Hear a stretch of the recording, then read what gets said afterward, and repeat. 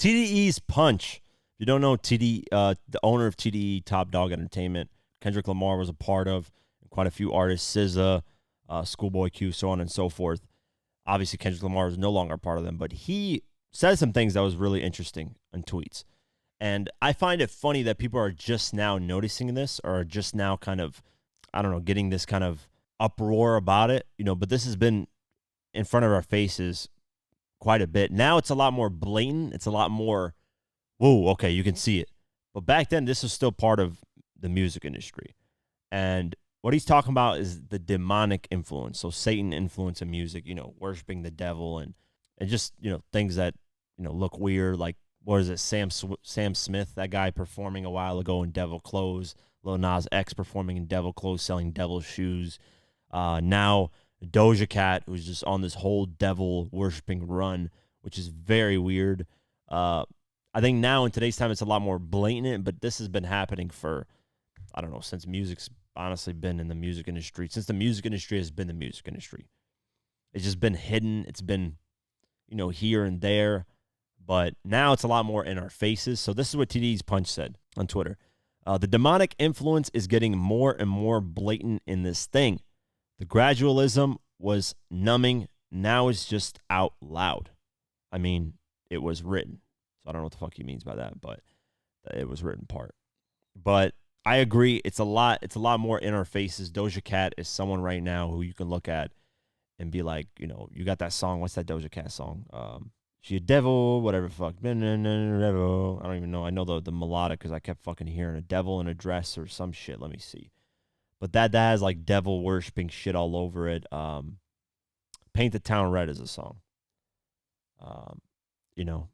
She's like, chilling with the Grim Reaper and she's in red clothes. And yeah, this is why I don't listen to a lot of different type of music and I don't really support like Doja Cat. I'm not fucking with her. A lot of the music industry stuff has a lot of devil worshiping stuff. I mean, just look at the morals and values. A lot of this music, I'm not saying that, hey, having fun music that has, fun things in it. Cool.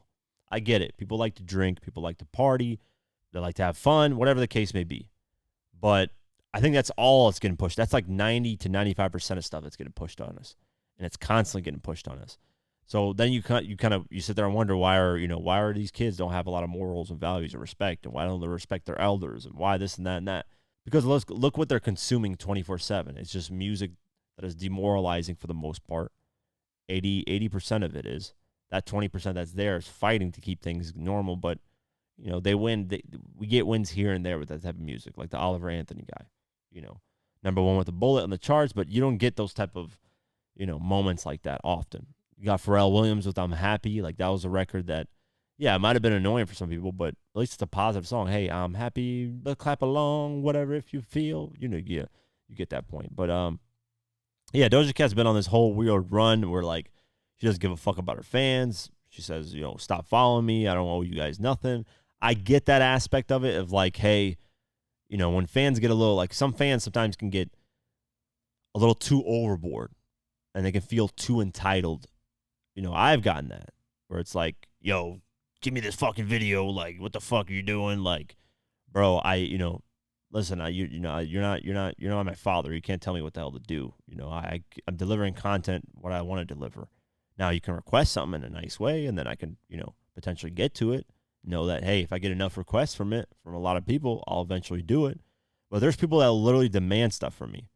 Like, why the fuck ain't you doing this? Or why ain't you doing that? Why, if you want to do that, go start your own YouTube channel and do it, So I understand that entitlement with fans. So Doja Cat kind of, fought with fans over that, lost a lot of followers.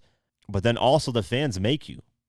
If it wasn't for you guys supporting, watching, liking, all that stuff, I want to be where I'm at right now with this podcast, with doing this as my full-time job. I wouldn't, without you guys supporting, I'd be working a regular job, potentially, and just trying to figure my way downtown, walking fast. Sorry, I got that song stuck in my fucking head for some reason. But yeah, so Doja Cat, one fan said you would be just like somebody bagging groceries. You'd be a regular girl that's, if it wasn't for us, which is true. That's a fact in itself, because the fans weren't disrespecting her. She was disrespecting the fans, and then she just responded. But this is getting out of track. Regardless, what I'm saying is demonic stuff in music has been happening for, I want to say, 30, 40 years now. Probably in the 80s is when it started, I want to say. A lot of little symbols here and there. I don't know if you guys ever saw this YouTube series called The Music Industry Exposed. It was a long time ago. I remember I was in high school when this guy dropped it. His name was Farah or something like that. Something with the F, I forget. But his YouTube channel eventually got removed completely. People thought it was because the Illuminati was getting him, but no, it was just copyright. At the time YouTube dealt with copyright in a way more aggressive way, which I know sounds crazy to say because you can get copyrighted now, but back then if you got a copyright, it would automatically count as a strike. So you wouldn't even get a chance to just get copyrighted, So the difference in YouTube is that if you get copyrighted sometimes, your video either gets blocked or they just take all the money from the video. But back then, it was like if you got copyrighted, they would give you a strike automatically. And now you don't really get strikes often. I haven't gotten a strike in probably 2-3 years. You get a strike if somebody owns the content and says, fuck you, no. I own this. I don't want you making a dime off it. I don't even want to make money off it from your views. So they strike it down, which if you get 3 of those within, I think, a 90-day period or something like that, your channel gets permanently removed. And then also community guideline strikes. You get that as well. I've never gotten a single community guideline strike ever. So I don't know how that works. I think it's 3 strikes as well. But, back then on YouTube, that's how that guy's channel, when he was doing this music industry exposed stuff, that's how his channel got removed. And I remember people back then, Illuminati got him. He did disappear, though, after that, which was kind of weird. But he basically broke down the music industry. He was breaking down lyrics of the devil, Rain Man. Rain Man was like a devil chant. He mentioned the Eminem song Rain Man. A lot of artists mentioning Rain Man as this worshiper, this guy this person that is the devil's figure. There's been a lot of we know music for the most part doesn't have holy things in it. We listen to hip hop. How much hip hop has holy stuff in it where you're praising God and it's positive music? Not much, man. That's what I'm saying. I get sick and tired of a lot of the new music because it's about killing ops. It's this and that, shaking ass, doing drugs, popping mollies. It's that shit that's all devil worshiping stuff. If we really look at it, if we really break it down. But, I still enjoy it because I like to have fun and I like majority of it. But some of it, can get kind of boring and just annoying. So a lot of music in general is devil worshiping stuff. It's always been like that. I think anybody who thinks that their music, doesn't have an element of that, music in general has its own, it controls energy. Kanye West himself said it. They do these 808s beats to control your energy, your chakra level is what he said word for word. You can actually watch that somewhere. Just look at Kanye West, search up a video on YouTube, Kanye West,